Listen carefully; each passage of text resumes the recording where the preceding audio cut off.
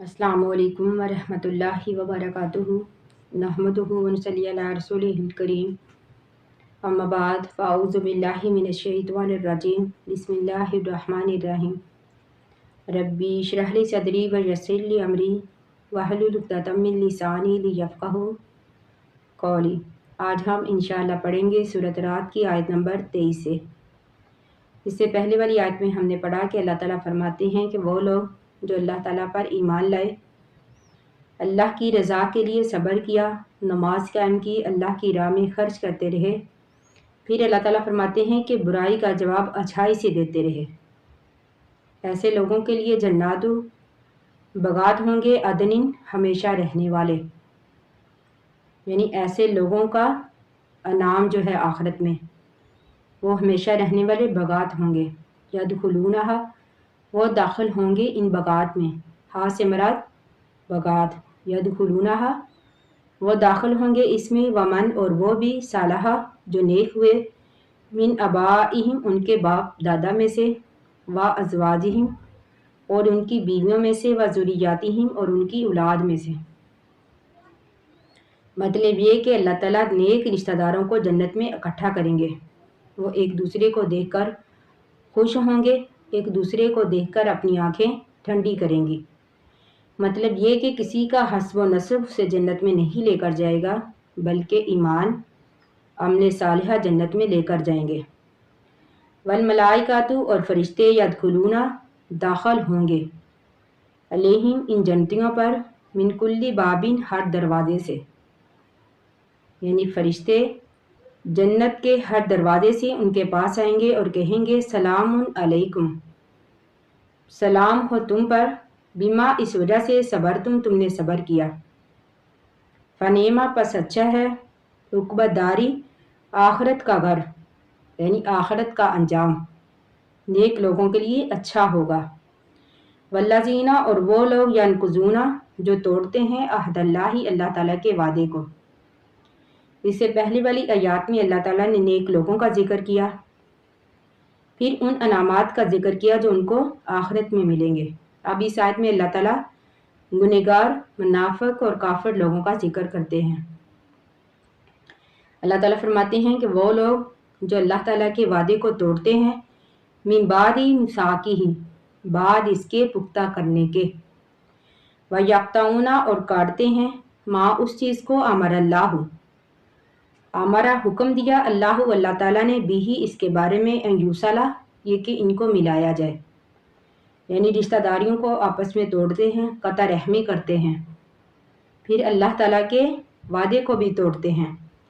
व युफ्सिदूना और फसाद करते हैं, फिल अर्दी ज़मीन में, उलाई का यही वो लोग हैं, लाहुम उनके लिए लानतु लानत है, वलाहुम और उनके लिए सू बुरा है, दारी घर, यानी आखिरत का घर उनके लिए बुरा होगा। यानी दुनिया में बाज़ुकात काफिर, मुनाफिक, गुनहगार जो है वो ज़्यादा ऐशो इशरत की ज़िंदगी गुजारता है, यानी ये बात अल्लाह ताला की हिकमत से है। अल्लाह ताला जिसको चाहता है ज़्यादा देता है, जिसको चाहता है कम देता है, ये अल्लाह ही की हिकमत है, जिसको अल्लाह ही जानता है। तो अल्लाह ताला फरमाते हैं कि ऐसे लोगों के लिए आखिरत का घर बुरा होगा। अल्लाह ताला यबसुतु कशादा करता है, रिज़्क़ा रिज़्क़ लिमन यशाउ जिसके लिए चाहता है, व यक़दिरु और कम करता है, व फारिहु और वो खुश होते हैं, यानी फारिहु से मुराद काफिर लोग, बिल हयाती दुनिया दुनिया की ज़िंदगी के साथ, यानी दुनिया की ज़िंदगी को तरजीह देते हैं, दुनिया की ज़िंदगी के साथ खुश होते हैं, आखिरत को भूल जाते हैं। वमल हयात दुनिया वमा और नहीं है अल हयात दुनिया दुनिया की ज़िंदगी, फिल आखिराती आखिरत के मुकाबले में, इल्ला मगर मताउन धोखा, हकीर।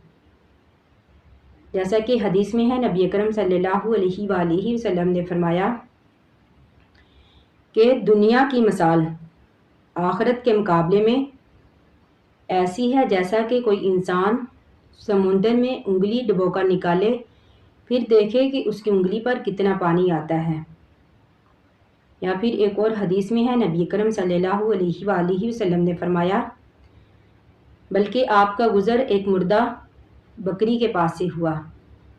آپ نے اس کا کان پکڑ کر فرمایا کہ دنیا کی مثال یا پھر دنیا جو ہے اللہ کے نزدیک اس طرح ہے، یعنی دنیا اللہ کے نزدیک اس طرح حقیر ہے جیسا کہ تمہارے نزدیک یہ مردہ بکری کا بچہ۔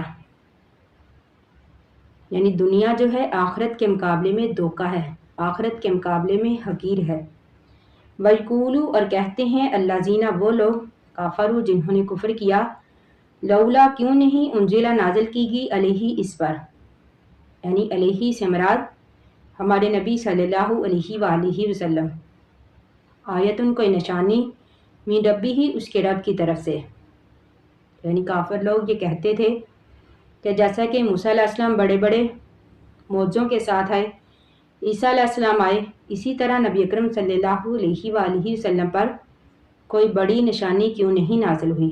تو اللہ تعالیٰ فرماتے ہیں قل اے نبی آپ کہہ دیجئے ان اللہ بے شک اللہ تعالیٰ یضل گمراہ کرتا ہے من یشاء جسے چاہتا ہے، ویہدی اور ہدایت دیتا ہے علیہ اپنی طرف من اسی کو انابا جو رجوع کرتا ہے۔ یعنی اگر اللہ تعالیٰ کوئی نشانی نازل بھی کر دے ان کی خواہشات کے مطابق تو پھر بھی یہ ایمان نہیں لائیں گے، کیونکہ ایمان وہی لاتا ہے، ہدایت وہی پاتا ہے جس کے بارے میں اللہ تعالیٰ چاہتے ہیں، اور اللہ تعالیٰ اسی کو ہدایت دیتے ہیں جو اللہ کی طرف رجوع کرتا ہے۔ الذین وہ لوگ آمنوا جو ایمان لائے، وتطمئن اور سکون پاتے ہیں قلوبہم ان کے دل بذکر اللہ اللہ کے ذکر کے ساتھ۔ اب یہاں پر اللہ تعالیٰ نے دل کے سکون کا راز بتا دیا، یعنی مومن کا دل جو ہے اللہ کے ذکر کے ساتھ ہی سکون پاتا ہے، یعنی قرآن کی تلاوت کے ساتھ، عبادت کے ساتھ، دعا و مناجات کے ساتھ، نوافل کے ساتھ، جو کہ مومن کی دل کا خوراک ہیں۔ یعنی مومن کا دل جو ہے اللہ کے ذکر سے ہی سکون پاتا ہے۔ اور پھر اللہ تعالیٰ فرماتے ہیں الا یاد رکھو بذکر اللہ اللہ کے ذکر کے ساتھ ہی تطمئن القلوب، تطمئن سکون پاتے ہیں القلوب دل،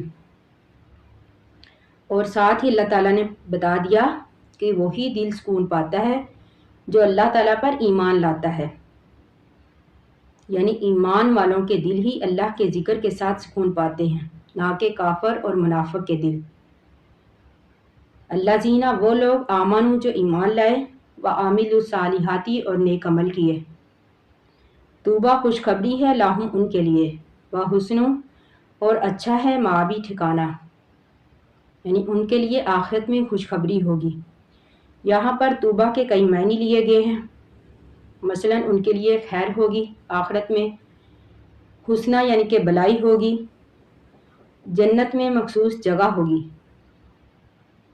مطلب یہ کہ اس کا معنی جو بھی لے، اس کا مطلب یہ ہے کہ ایسے لوگوں کے لیے آخرت میں نعمتیں ہوں گی، اچھا مقام ہوگا، ان کو اللہ تعالیٰ کی رضامندی حاصل ہوگی۔ یعنی اللہ تعالیٰ فرماتے ہیں کہ وہ لوگ جو ایمان لائے، ایمان کے ساتھ ساتھ عمل صالحہ بھی کیے، ایسے لوگوں کے لیے آخرت میں خوشحالی ہوگی، خوشخبری ہوگی، اور ایسے لوگوں کے لیے اچھا ٹھکانہ ہوگا۔ باقی ہم انشاءاللہ کل پڑھیں گے۔ اللہ تعالیٰ سے دعا ہے کہ ہم نے جو بھی پڑھا اللہ تعالیٰ ہمیں اس کو سمجھنے اور اس پر عمل کرنے کی توفیق عطا فرمائے، آمین ثم آمین۔ آخر دعوانا ان الحمد للہ رب العالمین۔ السلام علیکم ورحمۃ اللہ وبرکاتہ۔